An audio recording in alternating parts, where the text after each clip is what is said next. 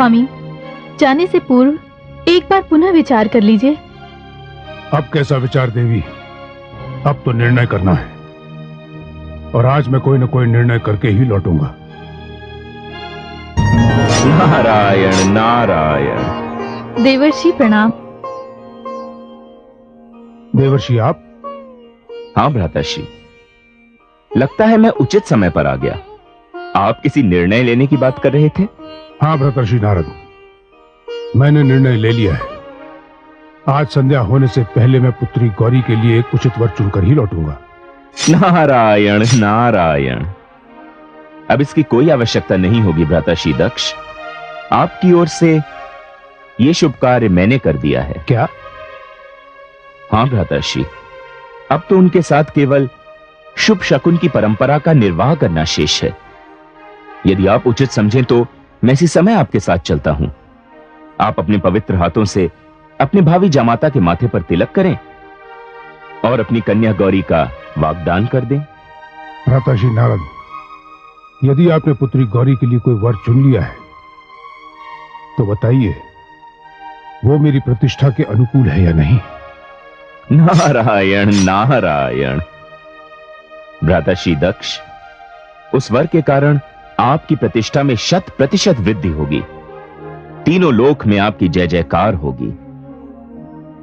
लोग आपके भाग्य से ईर्ष्या करेंगे, आपके निर्णय को सराहेंगे जब आपके जामाता भगवान शिव कहलाएंगे। जिस प्रस्ताव को मैं अस्वीकार कर चुका हूं, उसी प्रस्ताव को लेकर आप मेरे पास फिर क्यों आए? यात्रा के समय ये अशुभ नाम लेकर मेरा शकुन बिगाड़िए मत, मेरा समय नष्ट मत कीजिए। देवी, मैं जा रहा हूं। रुकिए भ्राताश्री, मैं आपसे कह चुका हूं कि मैं आपकी ओर से भगवान शिव को जामाता बनाने का वचन दे चुका हूं। यह अधिकार किसने दिया आपको?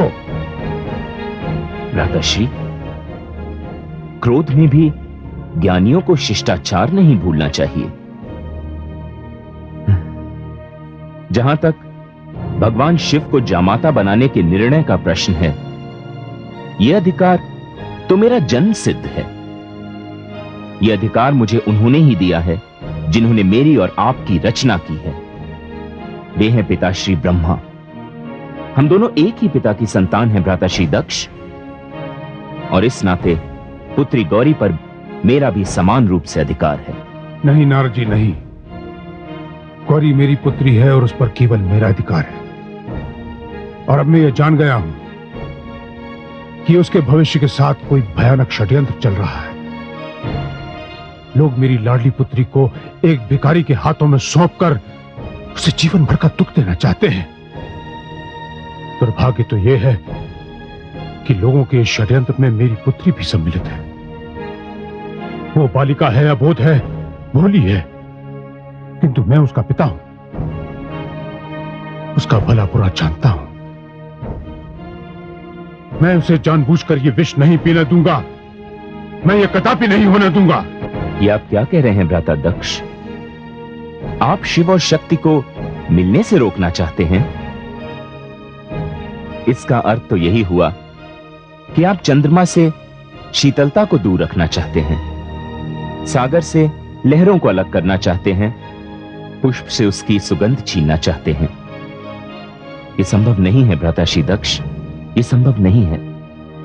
मैं आपको संसार के सामने हास्य का पात्र नहीं बनने दूंगा। भ्राताश्री, मैंने गौरी की आंखों में जो संकल्प देखा है, उससे वार्ता करके मैं जिस निर्णय पर पहुंचा हूं, उससे मुझे स्पष्ट दिखाई दे रहा है कि यदि आपने गौरी के निर्णय के विरुद्ध यह पग उठाया तो इसके परिणाम का दायित्व आप पर होगा, केवल आप पर। मैं दक्ष हूं, ब्रह्मा का पुत्र, प्रजापति दक्ष।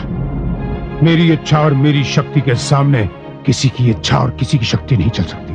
भ्राताश्री दक्ष, अपनी दुर्बल इच्छा को शक्ति का नाम न दीजिए।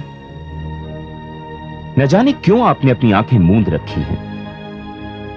आप जिस यात्रा पर जा रहे हैं, इसका कोई परिणाम नहीं निकलेगा, क्योंकि संसार में बड़े से बड़ा सामर्थ्यवान व्यक्ति भी शिव के समान नहीं।